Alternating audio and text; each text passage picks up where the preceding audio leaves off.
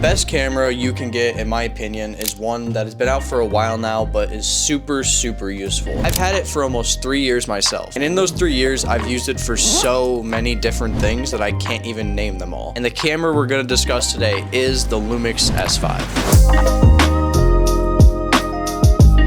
The thing I wanted to mention first about the LUMIX S5 is the price point. Right now, you can probably go get one for $1,800, maybe cheaper. Probably get one for like $1,750. Also, the LUMIX S5 II-X, which just came out and is like the newest one, is only $2,300, I think, which is actually kind of insane because that camera is literally this one, but better. And it's only maybe $500, $400 more, which is actually really good. And you might think $2,200 and be like, holy shit, that's way too much for a starter camera. But the amount of growth you can experience with this camera, you can start it as your first camera, just have the kit lens and just have the camera itself, and you can do so much. Like I started shooting events, I did photography, I started my Instagram, like I did so much stuff with just the camera, and the amount of growth you can put onto a rig with a LUMIX S5 is really, really crazy. You can turn a LUMIX S5 basically into a full-blown cinema camera with the amount of attachments you can put on it and the amount of stuff you can get to upgrade the camera. So I think it's really worth it because once you get the camera, like me, I've just been upgrading it, and it's like I basically have a whole new camera a year and a half later because I've been able to get more stuff for it instead of buying a camera that's good for vlogging or good for just videos, good for just one thing. And then when you want to upgrade or you want to move into that next cinema style, you want to upgrade and to be more cinematic, you're gonna have to buy a whole new camera, which I don't have to do for a long time. The only reason you'll see me buying a new camera is to get the LUMIX S5 II, and they're basically the same thing. So saying that they're different is just stupid. It's literally the same camera with upgraded features.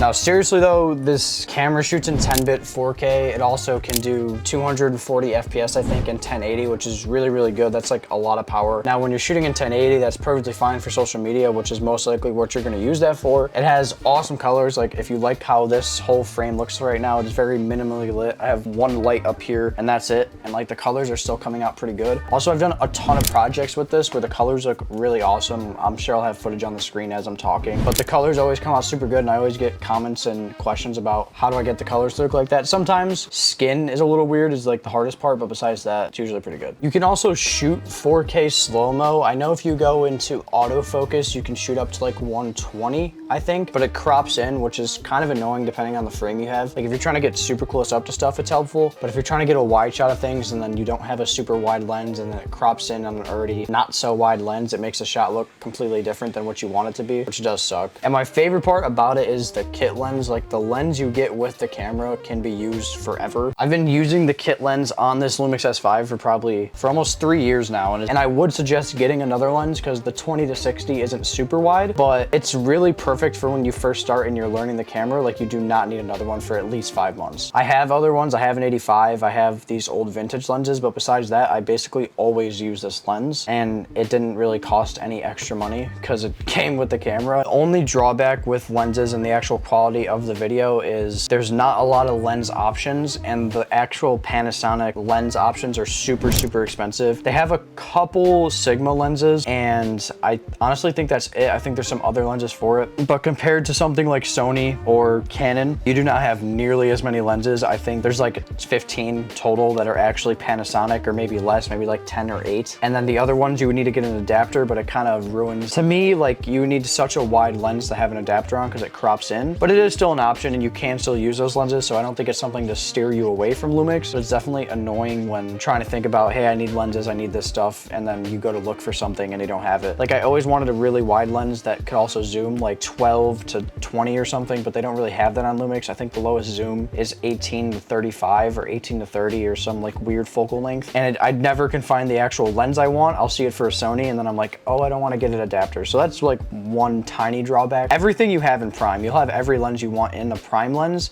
It's just when it comes to zoom lenses, it's pretty hard to find a very solid one. The only one you really need though that I would suggest is the 24 to 70 millimeter. I'm gonna get that one soon. Constant 2.8 aperture, beautiful for video. You can use that forever for everything and never need anything else. That lens is perfect for LUMIX. All right, y'all, it is now the next day. I actually didn't finish recording this yesterday. I had some stuff to do at Danny's house at the end, and we just came home and went to sleep so I could wake up early and finish this today. And we have a shoot later. But the final thing I wanted to talk about with this camera is the perfect size it has. It's sometimes just a tiny bit too big, but in most situations, it's just small enough to not be douchey, and you can basically bring it anywhere. It's honestly maybe a little too big to be a constant vlogging camera, like to literally hold it out like this, unless you have a tripod or something. Like you're not gonna be holding it up with your arm, because it is a little heavy to that, unless you're like ripped and you can just hold 2.5 pounds or 4 pounds up like this for multiple hours at a time. But unless you have some type of grip or tripod on it, it isn't like a vlogging camera. But I do use it to vlog here and there, and you saw yesterday I was able to fit it inside of my car hanging from my rear view mirror, so it's obviously not crazy heavy, but I really like the size of it. And you can of course make it bigger by putting a whole rig on it. I have a picture of a giant rig I have with this camera, probably 10 pounds, but you can also just take everything off of it, and the camera itself with the lens really isn't that big and isn't that heavy, and you can basically use it in all situations. There's a ton of different ways you can configure it, which make it heavier or lighter, and you just gotta find the right kind of configuration you like to what you're doing in that time. Because sometimes heavier is better if you're shooting a long time, because you have more stability, you have more ability to like mount it on your shoulder or push it up against your body to actually get that stability and take some weight off. You can put it on your hip.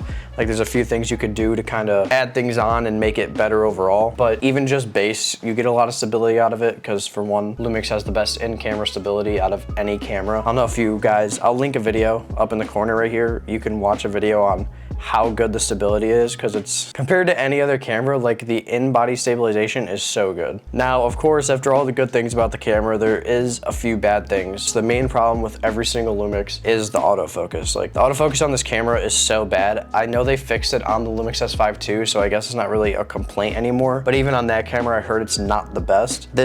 On this, it's like really, really bad. Honestly, it's super slow. If you shoot in 4K, it's basically non-existent. You have to like stop everything and focus in on the object, or else it just straight up won't focus. Like if I wasn't sitting perfectly still right now in this frame, or if I put my hand in front of my face for a couple extra seconds, it's gonna lose focus on my face, and it's gonna get confused, and it's gonna take 3 seconds to refocus on my face. And that's just the reality of LUMIX. It has helped me learn how to manual focus really well, but I would really like to have a camera that can shoot in 4K and instantly autofocus like a Sony, which apparently the S5 II does. I haven't used it a ton, like to actually experience it myself, but once I do buy that camera, I'll definitely make another one of these, like the LUMIX S5 versus the S2, and see how much better the autofocus is. But from what I've seen on YouTube, it's a lot better, so I'm really praying that when I get that camera, that this autofocus problem is out the window. And yeah, I tried to keep this one a little more cinematic, so if you guys like that cinematic style, let me know and I'll do it more, because it does take a little bit extra effort, but if it's worth it, it's worth it. So we'll see you in the next one, and watch my most recent video.